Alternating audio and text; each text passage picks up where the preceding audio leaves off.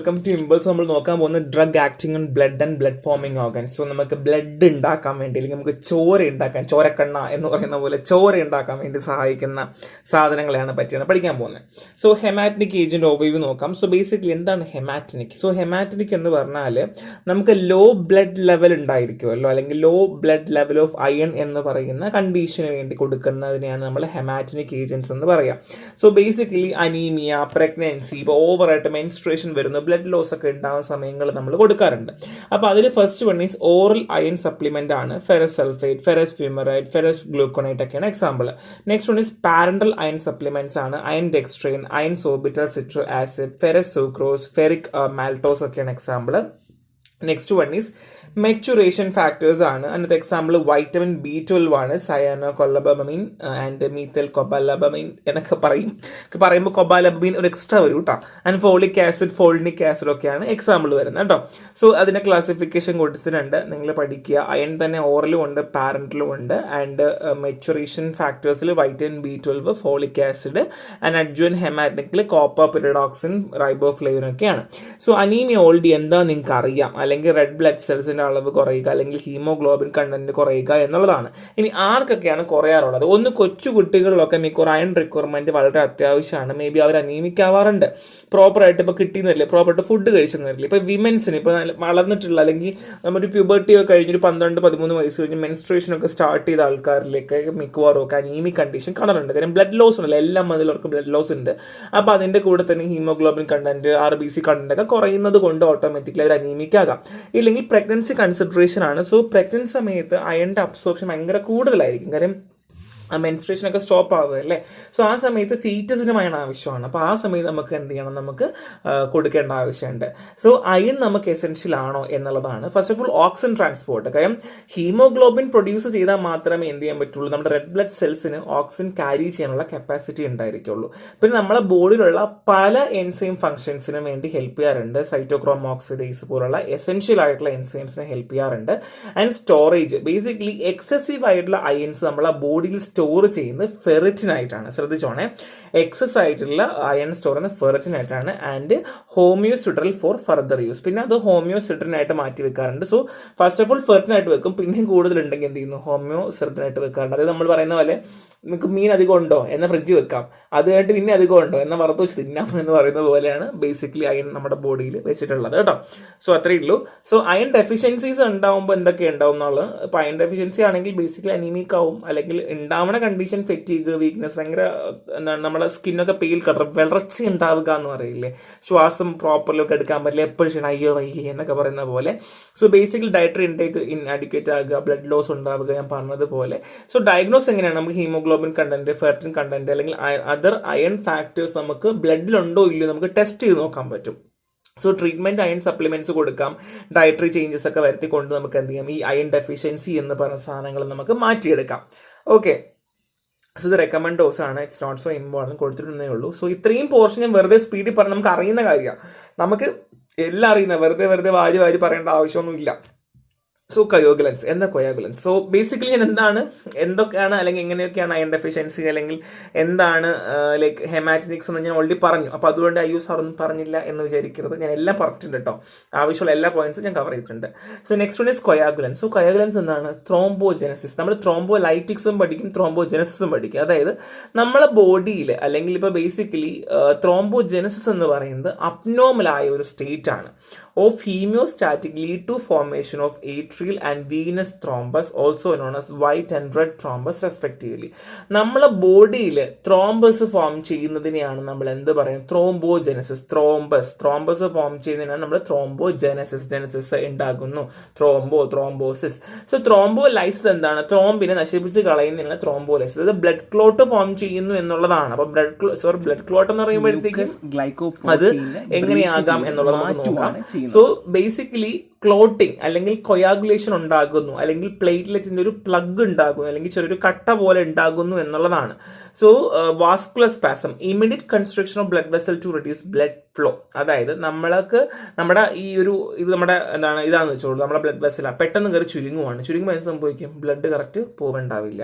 ഇനി platelet plug formation, പ്ലേറ്റ്ലെറ്റുകൾ വന്നിട്ട് എന്തെന്ന് വെച്ചാൽ ഇപ്പോൾ ചെറിയൊരു ഇഞ്ചുറി വന്നു, അല്ലെങ്കിൽ ചെറിയൊരു മുറിവ് എങ്ങനെ വന്നു, കുറേ പ്ലേറ്റ്ലെറ്റ് വന്നിരുന്നിട്ട് അങ്ങനെ ബ്ലോക്ക് ചെയ്യും, അങ്ങനെ ഫർദർലി എന്ത് ചെയ്യില്ല, ബ്ലഡ് കടന്നു പോവില്ല.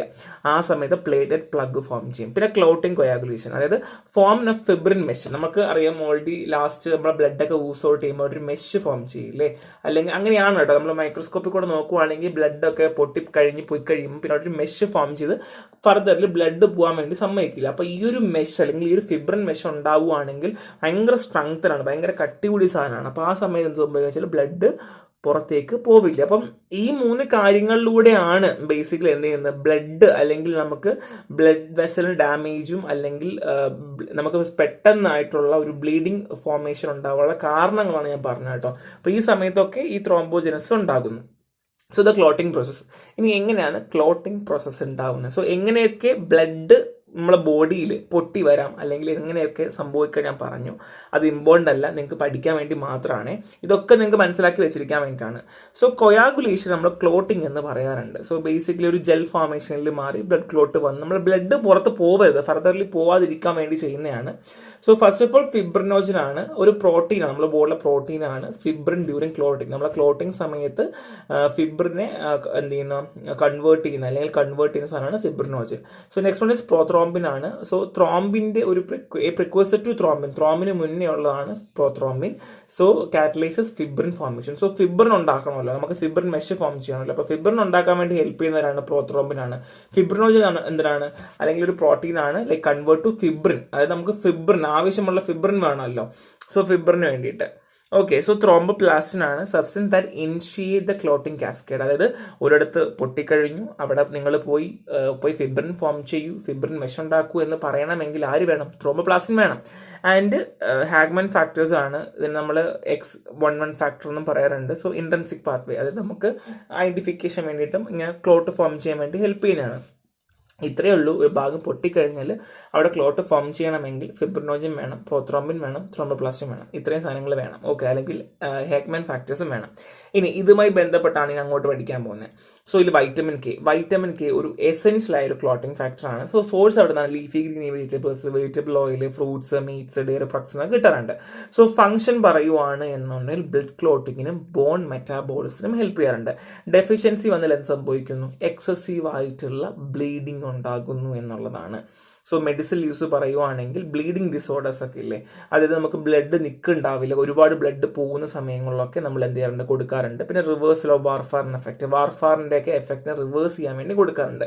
സോ ഒരു കണക്കിന് നോക്കുവാണെങ്കിൽ ഇപ്പോൾ ബ്ലീഡിങ് ഡിസോർഡർ ഉള്ള ആൾക്കാർക്കാണെങ്കിൽ എന്താണ്, ത്രോംബോജനസിസ് അത്യാവശ്യമാണ്. ബ്ലീഡിങ് ഡിസോർഡർ, ഇപ്പം എനിക്ക് ബ്ലഡ് കട്ട നിൽക്കുന്നില്ല, പൊക്കോണ്ടിരിക്കുക, അപ്പോൾ എനിക്കത് ഉപയോഗമാണ്. ത്രോംബോജനസ് എനിക്ക് ഉപയോഗമാണ്. പക്ഷേ ഇപ്പം ബ്ലഡ് കട്ട പിടിക്കാണ്ടാത്ത ആൾക്കാരുണ്ട്. ഇപ്പോൾ സ്ട്രോക്ക് വന്ന ആൾക്കാർ, മയോകാർഡിയൽ ഇൻഫാക്ഷൻ വന്ന ആൾക്കാർക്കൊക്കെ ആണെങ്കിൽ നമുക്ക് ബ്ലഡ് കട്ട പിടിക്കേണ്ട ആവശ്യമില്ല. അപ്പോൾ ഒരേ സമയത്ത് ഇമ്പോർട്ടൻറ്റും ആണ്, എന്നാൽ ഒരേ സമയത്ത് അത് പ്രശ്നം തന്നെയാണ് എന്നുള്ളതാണ്. So next one is anticoagulants. So anticoagulation ഉണ്ടാവരുത്, കട്ട പിടിക്കാതിരിക്കാൻ വേണ്ടി കൊടുക്കുന്നതാണ് ആന്റി കൊയാഗുലൻസ് എന്ന് പറഞ്ഞാൽ. ഇപ്പോൾ സ്ട്രോക്ക്, ഹാർട്ട് അറ്റാക്ക് വന്ന ആൾക്കാരിലാണ് ഏറ്റവും കൂടുതലായിട്ട് കൊടുക്കുക. സോ പാരന്റൽ ആന്റി കൊയാഗുലന്റ് ഉണ്ട്, UFH and low molecular weight heparin, thrombin inhibitors ആയിട്ടുള്ള ഹിഡ്രിൻ ആൻഡ് അഗ്രോട്രാബിൻ ഉണ്ട്. പിന്നെ oral anticoagulant vitamin K antagonist. So vitamin K നമുക്ക് എന്ത് ചെയ്യുന്നു, മീൻസ് ക്ലോട്ട് ഉണ്ടാക്കുകയാണ് ചെയ്യുക. സോ ഇതിന് എഗെയിൻസ്റ്റ് ആയിട്ട് കൊടുക്കുന്നത്, വൈറ്റമിൻ കെക്ക് എഗെയിൻസ്റ്റ് കൊടുക്കുന്നതാണ്. പിന്നെ XA ഇൻഹിബിറ്റേഴ്സ് ഒക്കെ ഉണ്ട് കേട്ടോ. അനദർ ആന്റി കൊയാഗുലൻസ് ആയിട്ട് M118, ഓറ്റാമിക്സാബാൻ ആൻഡ് ഫെൻഡ പൊർണിക്സ്, അങ്ങനെ അധികം ആന്റി കൊയാഗുലൻസ് ഉണ്ട്.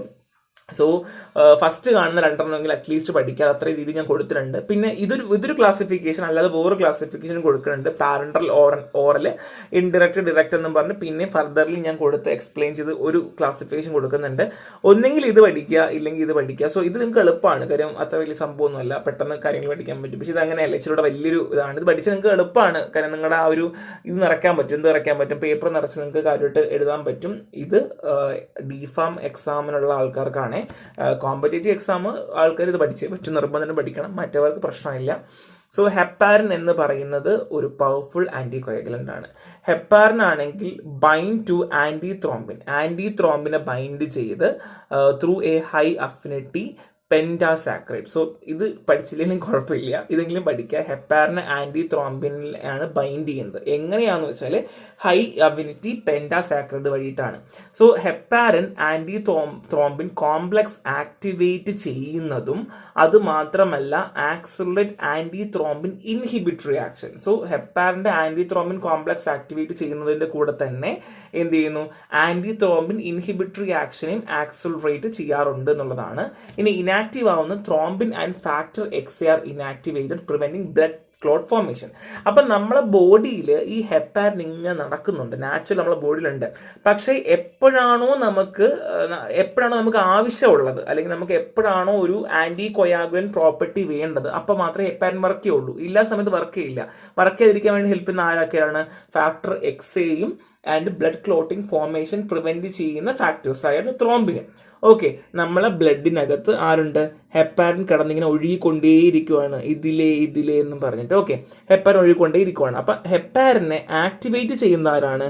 Anti thrombin complex activates and accelerate antithrombin inhibitory action. So basically activate ചെയ്യുന്ന ആന്റി ത്രോംബിൻ കോംപ്ലക്സ് ആണ്. ഓക്കെ, സോ ഇനാക്ടിവേറ്റ് ആരാണ്? ത്രോംബിനും ഫാക്ടർ XAയുമാണ്. സോ എപ്പോഴാണോ നമുക്ക് വേണ്ടത്, അല്ലെങ്കിൽ എപ്പോഴാണോ ആന്റി കോയാഗുലൻ പ്രോപ്പർട്ടി വേണ്ടത്, അപ്പോൾ ഹെപ്പാരിൻ കയറി ആക്ടിവേറ്റ് ചെയ്യും.